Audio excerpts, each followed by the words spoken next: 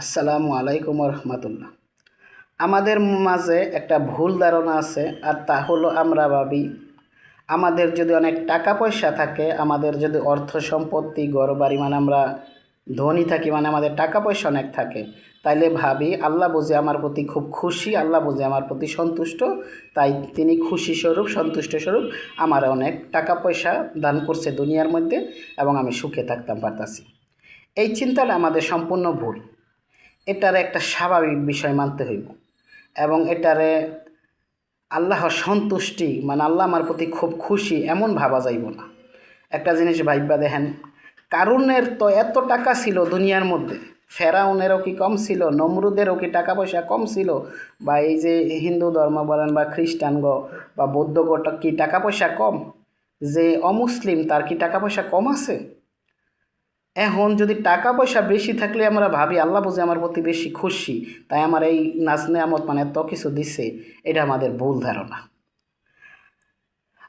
তখন বুঝবো আল্লাহ আমার প্রতি সন্তুষ্ট যদি আমি আমার এই টাকা পয়সা সৎ পথে কামাই কইরা উপার্জন করছি এবং সৎ পথে মানে হালাল পথে ব্যয় করতাম পারতাছি, তাইলে বুঝবো আমার এই টাকা পয়সা আমার জন্য কল্যাণকর।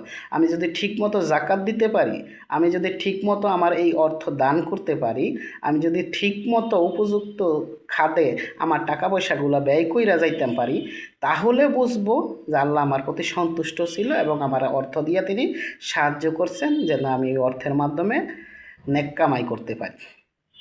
টাকা পয়সা থাকলেই যে খালি কম আল্লাহ আমার প্রতি খুশি, তাই আমার এত টাকা পয়সা তো ঘর বাড়ি দিচ্ছে, আর এই গরিব লোকটা যায় ভিক্ষা করে যায় অনেক গরিব, তারে যে ভাববো তার প্রতি যে আল্লাহ অখুশি, এটা আসলে আমাদের একটা ভুল ধারণা।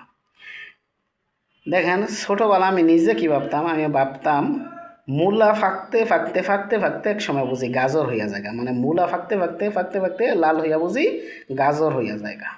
তাহলে দেখেন কেমনের ভাবতাম, মূলা ফাইকা পরে গাজর হয়।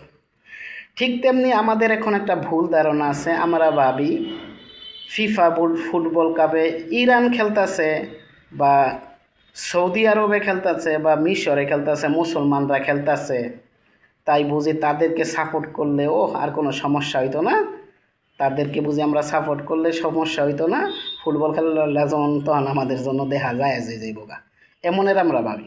এটা ভুল ধারণা। একটা জিনিস মনে রাখবেন, সৌদি আরব এটা কিন্তু আমাদের নবী হজরত মুহাম্মদ সাল্লাল্লাহু আলাইহি সাল্লামের দেশ, আবার কিন্তু এটাই আবু জাহেলের দেশও ছিল। প্রকৃত একজন সৌদিয়ান বলেন, প্রকৃত একজন খাঁটি মুসলমান বলেন, তার আপনি কোটি কোটি টাকার বিনিময়েও ফুটবল খেলায় আনাইতে পারতেন না। এখন যারা আসতেছে আপনি কেন এমন ভাবতেছেন যে সৌদি আরবের কি সবাই জান্নাত যাইব গা, মিশরের কি সবাই জান্নাত যাইব, এটা কি আপনি আর আমি বলতে পারবো? আল্লাহ যদি আমাদের সমস্ত বাঙালিদের জাহান্নামও দিয়া দেয় বা সমস্ত যারা আছে বর্তমানে যারা আছে যদি সবাইকে সৌদি আরবের কন বা মিশরের কন সবাইরে জাহান্নামও দিয়া দেয়, আল্লাহর কি কাউকে কৈফত দিতে হইব? বলো কাউকে কৈফত দিতে হইব না, কারো কাছে জবাবদিহি করতে হইব না। এখন যেই দেশেরই আছে বুঝতে হইব ওই দেশে খারাপও আছে ভালোও আছে।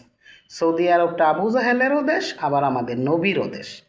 এখন যারা ভালো তারা দেখবেন ঠিকই খেলাতে আসতেছে না, আর যারা একটু যাদের আকিদা বা যাদের আমলে একটু ত্রুটি আছে বা যারা জিনিসটা সহজ ভাবতেছে, ইবলিশ শয়তান কিন্তু সব সময় আমাদের ক্ষতি চাইতেছে, আমাদের পিছে লাগিয়ে আছে, যার ফলে আমাদের মাথায় বিভিন্ন কিছু দিয়া দিতেছে।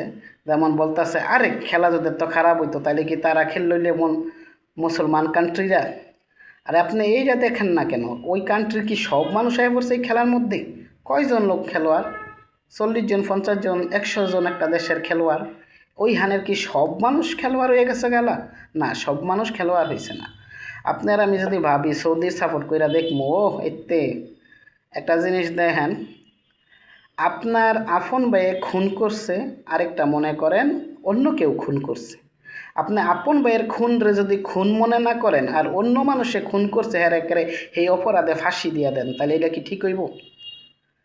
আমার আপন ভাইয়ে খুন করলে এইটাও খুন, আবার অন্য মানুষে খুন করছে সেইটাও খুন। এর মানে যেই অন্যায় করে অন্যায় তো অন্যায়। এখন এইটা কোনো দেশ বোঝে না, এইটা কোনো মানুষ বোঝে না। মা ফাতেমা রাদিয়াল্লাহু আনহুকে যখন কবরে রাখা হচ্ছিল তখন এমন বলা হয়েছিল, একজন সাহাবী বলছিল যে মা ফাতেমা, নবীজির কলিজার টুকরোকে তোমার মধ্যে রাখিয়া যাইতেছি, তুমি ভালো ব্যবহার কইরো। তখন কিন্তু ওই দিন কবর উত্তর দিছিল যে আমি কোনো মা ফাতেমা চিনি না, আমি নবীর বেটি চিনি না, আমি চিনি আমার বুকে কি সে কদ্দুর আমল লই আইছে, আমি তাই বুঝি। ঠিক তেমনই আপনি কেন এখানে সৌদি আরব বুঝতেছেন, কেন আপনি মিশর টানতেছেন, কেন আপনি ইরান, কেন আপনি ভাবতেছেন মুসলিম কান্ট্রি খেললই খেলাটা ভালো হয়ে যাইব গা। আমল সিনে যদি কবরে, তাইলে এখন আপনার দেখেন, এখন আপনারা আমার যে চিন্তা ভাবনা ভাবি ও মুসলিম কান্ট্রি হইলেই যে ভালো ভাবি, এটা কি তাহলে ঠিক? অবশ্যই ঠিক না। আপনার আমার আসলে এই ভুল ধারণাটাকে পাল্টাইতে হইব। তখন এই খেলার প্রতি এমন আসক্ত হওয়া যাইব না যেই আসক্তি আমাদের ইমান নষ্ট হয়ে যায়। এই খেলার মাধ্যমে কিন্তু বর্তমানে মানুষের ইমানও নষ্ট হয়ে যাইতেছে। ওই দিনকে আমি দেখলাম এক ছেলে এমন পোস্ট করছে, মেসিকে আমি আল্লাহ মানি কারণ মেসি আমারে খাওয়ায়। হয়তো ভাই মেসির ভিডিও সিডিও সাইরা ভালো ইনকাম করে পেজে, এখন হ্যাঁ দেখেন কেমন কথা বললে ফেলাইছে, এর মাধ্যমে কি আর ইমান থাকে? হ্যাঁ কী বলতেছে যে মেসিকে আমি আল্লাহ মানি কারণ মেসি আমারে খাওয়ায়। আরেক পোস্টে দেয় এরুমের এই বলতেছে যে অমুক খেলোয়াড়ে যদি টয়লেট কইরেও দেয়, মানে পায়খানা করে, ওর পায়খানাও আমি তবারক বাইবা, মানে মিল্লাদের তবারক বাইবা খাইয়া লাইতে রাজি। কোন দিই অবস্থা, এইটা কি